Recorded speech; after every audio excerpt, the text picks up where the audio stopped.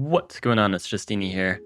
This is the grand finals of the Zebasi World Championship thingy. That's what it's called, right? This is extremely important. And going into this, I've had some really crazy intense sets. Which if you've not seen those, you should watch those. And yeah, again, best player for Zebasi in 2026. Why am I only showing you one point of view? It's because I'm here again, and this time with Willabomb as my opponent. Willabomb has been in the grand finals before. You might recognize him from the IMO video, and he really wants to win this time. He's not unfamiliar with this grand final position either, just like myself. So this is going to be a good one. I was kind of hoping to meet Willabomb in the grand finals because I figured it's going to be a lot of fun, but also at the same time, only one of us can win. But I'm hoping that is me. I really need to win this. So without further ado, let's just get right into things. So again, I'm trying to not think about the pressure of the situation as it's happening. Just play my best game, have some fun. And I see immediately this spawn is kind of weird. I have to go fishing. I do a 4 warrior opening with fishing, go for the explorer. And this explorer, while it doesn't meet Willabomb, it tells me all I need to know about this game. This may have been the most amazing explorer I have ever had, because even though it doesn't meet him, I know exactly how to play this, and basically how to win from this position. Now, it's not really the most obvious, but you'll kind of see what I mean. So I can grab this lighthouse. I can get this explorer going here, and you can also see, because I got that southern lighthouse somehow, it had all the chances to meander and it just didn't. I get this lighthouse, I'm going to be able to get this city, and also potentially get that lighthouse there. I meet him and he doesn't take me off the city. If he took me off the city, that could have been terrible. Luckily that doesn't happen. Organization now pre-cap, because I have plenty of fruit. I can get a nice quick giant on the cap as well. Or I can get my second giant, that's what I was thinking about with the org. Because first giant I just do it with a farm, but then I'd be 1 pop short for my second giant if I don't use org. Get the giant on turn 6. And I just have a phenomenal start here. Again, that explorer told me everything I needed to know on turn 4. Exactly how to map this out. When you know exactly what to do, you don't waste any time doing anything else. It's pretty huge. Now I get my second giant, and I'm sending these giants in a particular direction as well. I'm sending them this way, not to my ports. Very important. Very tempting to put them there, but it's actually better for them to go here, because Willbomb's going to be sending his giants this way, towards this city that's really low level and easy to take. And if he takes this city, well, now he gets some port access, and now he can start to attack me. I can't let him have this city. If I give him a chance to take that city, he's going to take it. Willabomb is a player that will take any opportunity he can get. So I kind of have to shut the door there. Sure enough, there's the second giant. What a surprise, he has construction. Star Rune's very nice here. Lets me get riding roads pre-cap. And because I have so many cities, yes, just get roads, connect everything. That seems pretty good. Willbomb's already here, but this really fast expansion is going to allow me to take this city all the way in the south, even though I spawned so far away from it. And that's the thing with that Explorers. On turn 4, I knew I'm going to be able to get all the way down there. All the way from the early game. And I'm just taking over the whole map. And I know what Willabomb was planning on doing, because the spawn's super landlocked. He's going to go for markets, and he gets a nice and early turn 10. Kind of to be expected. But now I'm just walking in with my giants. I have this defense already set here.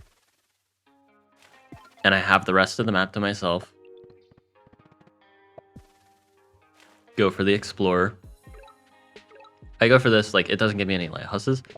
But 1 star per turn's nice, but the vision is nice. Even nicer here. And we see border growth to take some port space and that market spot. Really strong markets.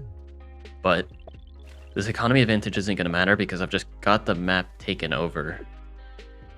Sending my giants up to pressure even further. Getting into the water, trying to get as many ports as possible, even getting rowed into a 3rd port, which is a really good play actually. Trying to get just enough scouts, but I also get this. And even with 3 ports, I'm still just in time to take the southern city. I damaged these two because I'm expecting him to get rammers, and he has to make 3 rammers to kill my scouts instead of just 2 now. There's the rammer. I also make this rider in anticipation of the rammer, putting my scouts intentionally here. I'm trying to, like, yeah, this is a spawn win, but I'm going to play it precisely. Force out all of these really tough things. Now I go navigation, get the starfish, sending this juggernaut over here just to cover things. I've got this giant ready to go in the port. These giants still doing a great job pressuring, sword helping defend, giants advancing here. And basically the goal here is to just lock down as many cities as I can. I can't lock the 2 backline cities, but I can lock down the other 3. And it does not matter how much economy you can have. Like, you could literally have all the economy in the world. If you can only train units from 2 cities, you're gonna lose to the person that can train units in 9 cities. You know, units are what win the game, so that's what I'm gonna leverage here. I'm just trying to poke around any way I can. Another giant there. I've got this raft here, which is actually really important, and this bomber here, which is guarded by these giants just firing away here. Bomber here now, which I'm going to be able to defend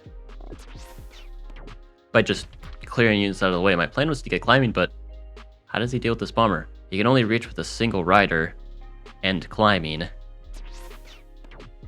So it's just kind of a chilling there. Goes for night. Makes sense. He needs to break through on land because he certainly isn't going to on water. Tries to weaken my giant. Maybe he can rip through this if I'm not careful. It's a good out to play too for sure. But I can just go for the siege. Can't Justeeni because he can't ever cover this mountain. So at best he gets a giant push, which I looked, and I mean, yeah, I think maybe like with some monuments or something. Otherwise it's just not happening. Goes in, Juggernaut, tries to take out this giant. But again, like, things are just completely falling apart for him. This is just a really good explorer. Nice conversion. Wildebaum did really try to put up a good fight though, but unfortunately, again, things kind of panned out really well for me this time. So we'll go ahead and cut to the next match now. Alright, game 2, and I have host advantage with the lighthouse spawn, which is pretty nice for Zebasi. So I'm thinking, you know, just win this game. We're golden. I literally just need to win one more game, but I'm trying to not think about it that way. Like, just play, just win. That's all I gotta do. Don't think about it beyond that. Don't think about the fact that this is a really, really important game. It's just another game that I'm gonna win. Really nice second city here. Decide to upgrade it. Not going for construction yet because it's a little bit ambiguous what I should be doing. I'm realizing I have to go climbing, and if I go construction, I can't train a warrior and expand here very fast. So I decided to wait on that. Now I can go construction because the city is garbage, so yeah, I have to go construction. But also, what is going on here? I have to go fishing as well and climbing. All these techs I need to get. Really yucky spawn. It's gonna be not an easy win, unfortunately, but you know, we're just gonna play it. I'm thinking, you know, maybe we have a game 3. Like, it's not like this game is important or anything. This, you know, I either win and I win, or I lose and I just win the next game. So I'm trying to think about it. But I have a nice head start here, so, you know, despite the kind of sluggish start, things are not going too bad here. I can still get a turn 8 giant, which, while by Zebasi's standards is a little on the slow side, it's still pretty good. And we can settle for pretty good when I have this nice city access here. I get on the water. Get my port here. Get ready for another giant. And yeah, it's turn 10. I get sailing. Step on the starfish. Yeah, 2 starfish here, and this kind of gives me some hope. Like, again, before I'm thinking, like, man, this is so slow. Like, Wildebaum's up to some absolute nonsense here. I step on the starfish, and he's actually on the water. I thought he was going, like, extremely greedy because he went for this border growth, but I mean, well, he's on the water too now. I'm hoping I can maybe keep the starfish, though, because if I can't, that would be really awkward. He takes it, but he doesn't have sailing, which means I can't hit him back. But I can just throw my juggernauts here, go up here, and I'm actually able to take him off this bilge just barely in time. I feel like I'm getting a bit lucky now to kind of counteract that bad luck I got with that spawn, maybe. So now things are actually looking just fine. I go navigation now, and I'm able to just take the city. And wait, yeah, I'm just taking the city straight up. Suddenly, like, I thought I was doing terribly, but now suddenly, turn 13, I'm just doing phenomenally. He's just losing the city. He can't get this city. I get all this vision here. He's got, like, riders. Maybe he's got markets going or something like that, but this is just a stranglehold I have in this position. Got the rider on there, but I can still deny just fine.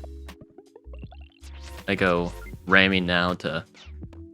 Ramming was actually... This is actually something interesting. So I take this, I go for this rammer, and this was kind of the beginning of a very unfortunate sequence. Luckily, ramming itself isn't bad, but I got this because I thought, oh, I just walk in the capital, make a scout.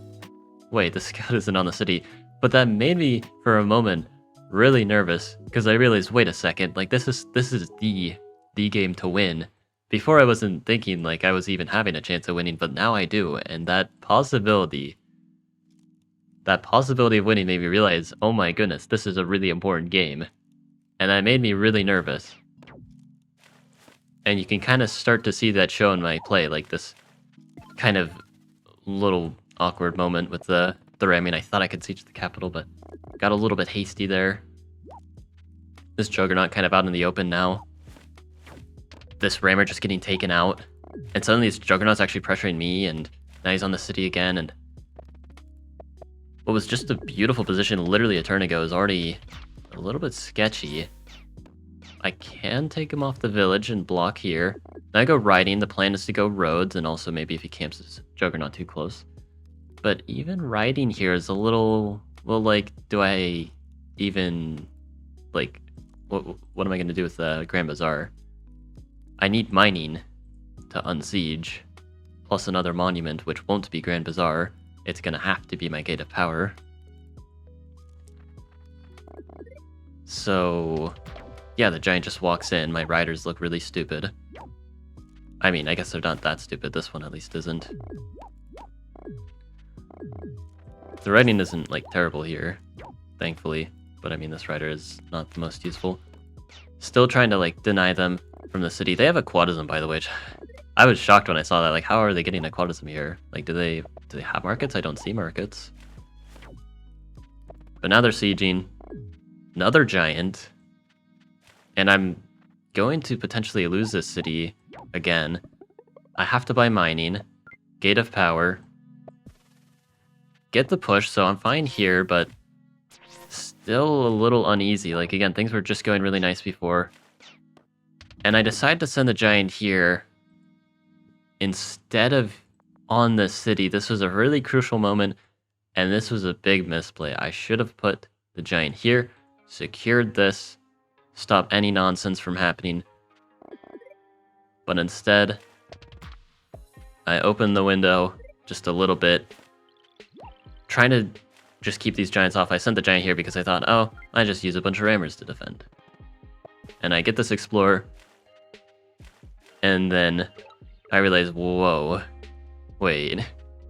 He actually has, like, not bad markets, and he has a quadism.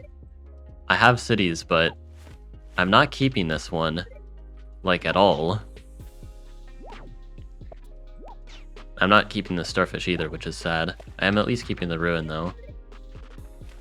And, well, I kind of just lost my naval control.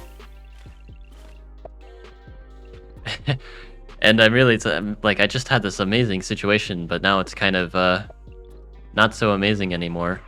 But, you know, I still have the city up here. I just need to hang on to things. Like, if I'm keeping the city, surely I'm still in it. Like, this is objectively just still a very good position for me. I can get some more giants with mining. Still just try to chip away at things. He still doesn't have sailing, by the way, so that was really annoyed when he just killed that, and then the Juggernaut didn't advance where I could more easily target it. But he's doing just fine here. He's gonna get some giants going. He's got that Gate of Power, border growth. And this is a really, really messy position. I'm trying to send Juggernauts in, trying to reclaim naval control. But I don't have a quadism, so it's going to be a little difficult. And then I can also get this porter growth. More port space, I get the sword in. Now Giant gets pushed. Vet sword is down. And the city's starting to look a little bit tricky to defend. There's 2 giants there. And I'm losing the city, unsurprisingly. He's got a bunch of rafts in the water. Another giant. But I have bombers at least. I kind of forgot that they existed for a bit. But I have bombers and I can actually defend them pretty well. And maybe this is how I keep holding on to things. It's not over yet. I have got here. Let's get another giant. I can stabilize. Like, I've still got that city advantage. I'm up, like, 2 cities. I just need to hold on. He takes out this bomber, but he does lose 2 scouts in the process, so I figured, you know, that's a fine trade to endure. My other bomber's still alive and well. And I've got 2 giants here to defend his 2 giants. More juggernauts on the way. I get trade now because this is going to be a long game.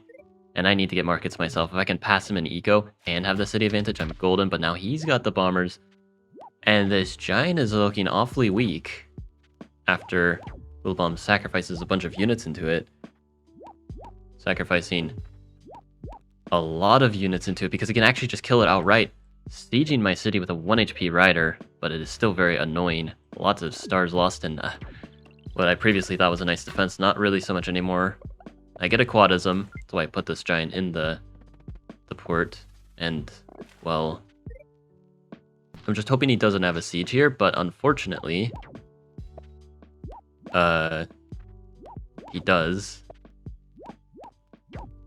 So, I need to unsiege, but now he just advances the juggernauts, which is absolutely the correct thing to do here. Willowbomb's very locked in, and I just can't unsiege, so I just don't even bother. Now, this is starting to look a little more rough, but thankfully I did have the markets as kind of a nice emergency option in case things did go wrong. I still have a good amount of economy because his long-term markets are actually pretty bad. It's just these 2, nothing else. I have more markets.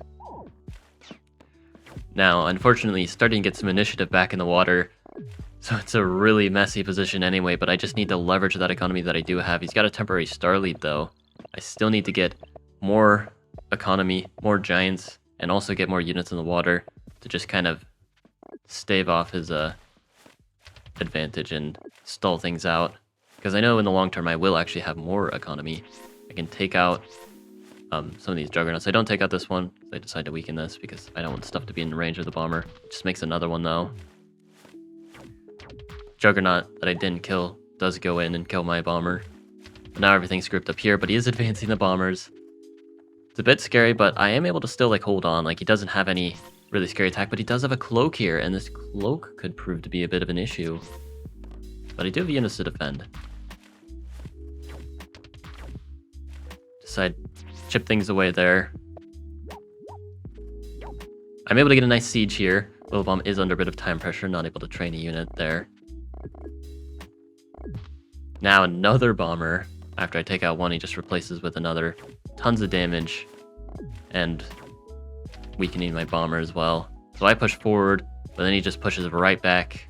And this is still a messy position. I think it was at about this point where the judge said, game has to end.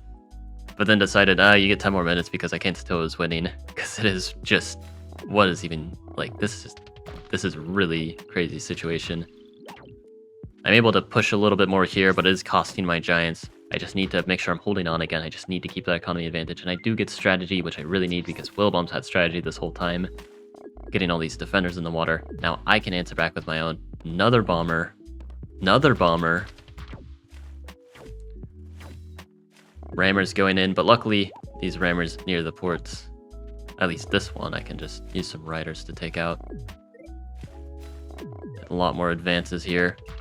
I can siege with my giant to be annoying at least.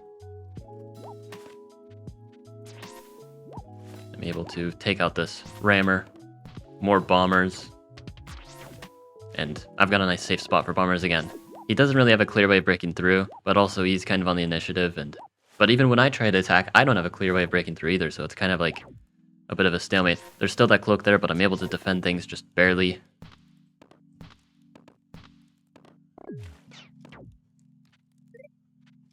Now, again, taking care of things. Now my giant's gone. Trying to advance. He's got this really good bomber up here. And we can see he places support for his cloak, but I can't reach it. But I can at least prevent the cloak from infiltrating. And it's turn 29. And again, at this point, we had a little bit more overtime. And the decision was, end of this turn, the game is going to end. So after turn 29 for Wilbom. So he gets one last turn to do stuff, and then the game ends. Now Wilbom doing a nice push here. Again, still not any breakthrough, but he is at least pushing a little bit. The fun thing about this position is if any player is winning here, not only is this game open for anyone to win, but also if someone is winning, it's going to take a very long time. And so this is the position, start of turn 30, that now our judge has to decide who is winning here. And I know this was a pretty controversial one. So here's the thing. Ideally, you would just call this a draw. This is a really ambiguous position where anything could happen. And it's a live game. Wilbom has some time pressure to deal with, but he is managing it super well. Despite it, he is playing extremely well, so I don't even think that matters here. Shouldn't be taken into account anyway. I have like a gazillion minutes built up, but not that it really matters. So it's this basically dead equal position, but the thing is you can't just call it a draw, because here's the thing, is if you call it a draw and say repeat game 2, this tournament's going to last too long. This game already lasted a very long time. It lasted like 70, maybe even 80 minutes. And then if we consider a draw 1 point each, well, I already have 1 point. That's basically like calling it a win for me. So if you say this position is equal, either the tournament goes on too long, which is impractical, or I win the tournament, which basically is the same as saying I win from here. So you can't call it a draw. You have to decide someone wins. So either I win this position or Wilbom wins. Cannot call it a draw. That's not a thing you can do. Because I know this was controversial to even decide a winner here, because this position is so drosh, but I understand why the judge decided a winner is because you have to. You don't have a choice here. Like, if you could decide a draw, that would be the right decision, but you can't. You literally can't do that. Now, what the judge ultimately went with is deciding that Wilbom wins here, which I actually think is the correct decision. I know that was controversial as well, but it is the correct decision here. My advantage here is that I have a superior eco, and I have some very safe ports. Now Wilbom also has some very safe ports. We're equal in city count, but he has some nice spots for cloaks. He's got this north area completely locked down, so he can cloak chain me potentially, and I can't cloak chain him because he's got a border growth. Same deal here. He can also potentially cloak chain me in the long term if he gets spiritualism and plants a tree here. This border growth is very strong for him here, and he also has more giants in the long term because he has mining smithery to pop some giants here as well. And I have an eco advantage, but not by much. Wilbom has 55 star per turn to my 60, and he is soon to kind of get closer to eco anyway. So it's not exactly that big of a deal, my eco advantage anyway. If someone is to win this, I think with perfect play, Wilbom does win. I know this was controversial, but I think it is ultimately the correct ruling. And I will say, big shout out to the judge. I don't know if he wants to be mentioned by name, but I think you did make the correct call. Given the circumstances, this was probably the toughest judge call to ever make. But I do just want to give a shout out. I think it was the correct decision, ultimately. And I know many will disagree with that, but I don't care. That was the correct decision, and I will stand by that. But anyway, that does mean there is a game 3, which I was kind of bummed about because this game was exhausting. But that's how the cookie crumbles sometimes. So, final game of the entire tournament. Whoever wins the next game is the Zebasi World Champion, and let's go ahead and cut to that. Alright, final game, and this game was truly something. I kind of had to do a mental reset, can't think about the stakes at this point. This is just another game. I either spawn well and I win, or I spawn bad and I lose. That's what I was thinking here. So we go into this game, and immediately I'm a little worried. I'm getting a little bit of a face-off 2025 flashbacks. Where are my villages? Well, I know I have a village here at least, so I'm not going to get completely screwed, but I have to go with this awkward writing opening. But I get the Pop Ruin. I see him capture. I was hoping for Vet Sword, but Pop Ruin is absolutely great here as well. And I'm going to be able to get another rider, expand really well. And then he captures the village here, and I realize, wait a second, I can siege that.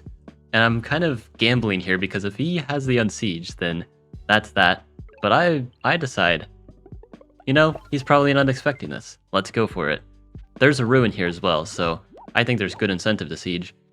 And if I hold this, that's going to be huge. I get a star ruin too. And you might also notice I got scammed out of my suburb. Kind of a bummer, but honestly, the ruins more than make up for it. And I'm also just sieging him here. I get this explorer, and it doesn't get the lighthouse, but this is still really good because I'm able to expand really fast. I go here, and this actually proves to be very important. I did this because I thought there would be a warrior that I could hit, but I also figured there has to be a village down here. I was right about one of those things. But of course, Willowbomb's not going to make this easy. I see a bunch of farms here, and I see a giant, and I know he has a giant here. There's no way he doesn't. This giant kind of caught me off guard. I wasn't expecting it that fast. Like, it's just there right now. And it's going to take that city. So, what's the plan for unsieging it? I need construction, but you might notice I'm not getting construction. So he's got this giant here. I get this lighthouse. I just go here. My plan is I want to get Grand Bazaar.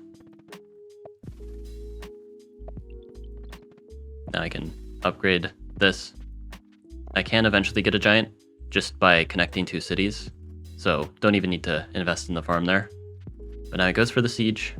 I get a pop run, which is actually basically useless, at least at the moment. But I can't complain too much.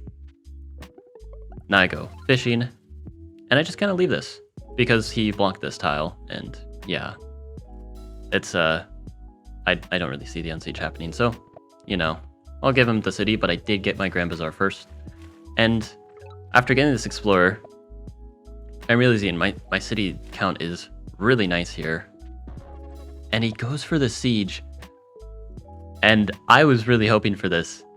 At this point, I wasn't really concerned about losing this because I also have to worry about this. If I unsiege this city, he takes this one. And I came up with a nasty plan. Leave my rider here. He could just kill the rider and not siege. But this is just a level 1 city. Of course you're going to take it. And I'm holding all of my monuments. And I know I have a beautiful chance of just grabbing Eye of God.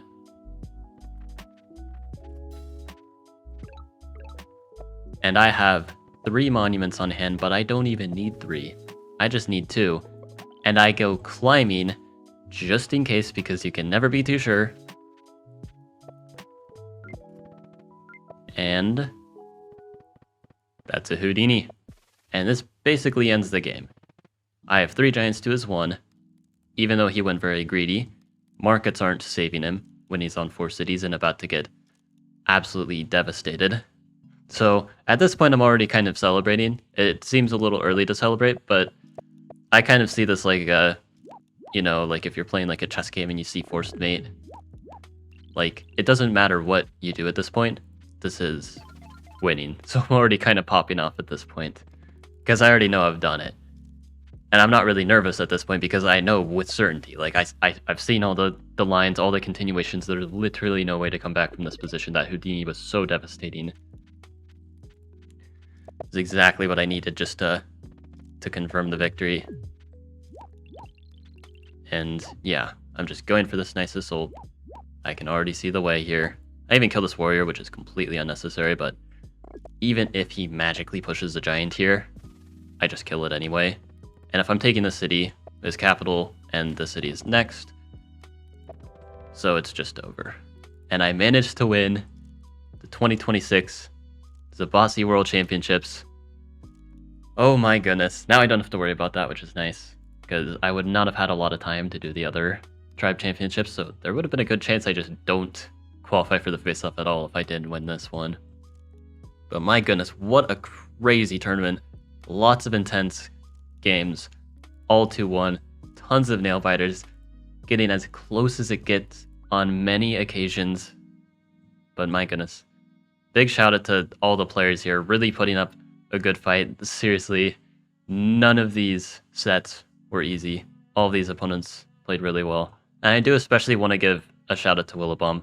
I think a lot of people have not been giving enough credit.